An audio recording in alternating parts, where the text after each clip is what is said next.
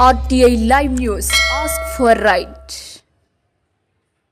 కొమరంభీం ఆసిఫాబాద్ జిల్లా సిరిపురం నియోజకవర్గం బెజ్జూరు మండలంలోని సలుగుపల్లి కాంప్లెక్స్ పరిధిలోని మద్దిగూడ ప్రభుత్వ గిరిజన పాఠశాల 3 రోజుల నుండి మూతబడి ఉందని ఉపాధ్యాయుడు ప్రతిరోజు విధులు సక్రమంగా నిర్వర్తించేవారని ఉపాధ్యాయుడు వచ్చిన అధికారులు సస్పెండ్ చేయడం సరికాదని విద్యార్థుల తల్లిదండ్రులు ఆర్టీఐ లైవ్ ఛానల్ ద్వారా రిపోర్టర్కు విన్నవించారు. అనంతరం వారు మాట్లాడారు. పాఠశాలలో 15 మంది విద్యార్థులు ఉన్నారని వారి భవిష్యత్తు ఏమిటని సక్రమంగా ప్రతిరోజు విద్యార్థులకు విద్యా బోధన చేసే ఉపాధ్యాయునిపై వేటు వేయడం సమంజసం కాదని మూతపడ్డ మద్దిగూడ పాఠశాల తెరిపించాలని విషయంపై ఉపాధ్యాయుడు హనుమంతుని వివరణ కోరగా సస్పెండ్ చేసినందున మీరు పాఠశాల వెళ్లకూడదని అన్నారు. ఎంఈఓను చరవాణి ద్వారా వివరణ కోరగా ఉపాధ్యాయుడు సస్పెండ్ అయినందున పాఠశాల మూతబడి ఉందని తెలిపారు.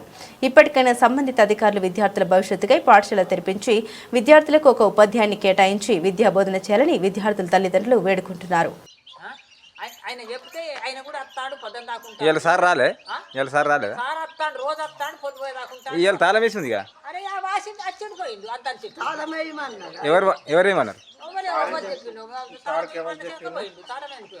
ఆయన రోజు వస్తాడు కదా, రోజు వస్తాడు. మరి ఇవాళ తాళం వేసినది అయితే ఇవ్వాలెందుకు?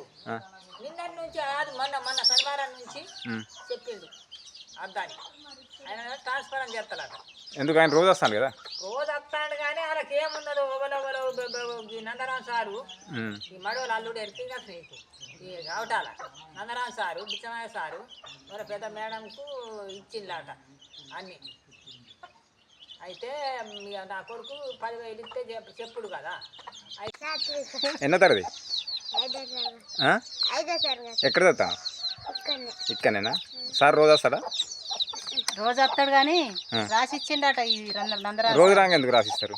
అరే ఇక ఈయన ఇంకొక మనిషిని పెట్టుకున్నాడు కదా, ఆయన రాకున్నా కానీ డైలీ.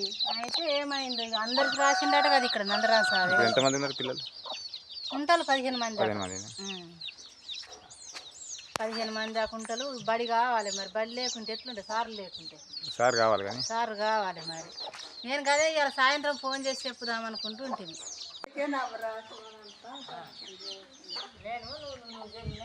మా మామూలు చెప్పిందని చెప్పలేదు. ఇంకా నా కొడుకేనా, నేనెందుకు దాచుకుంటా?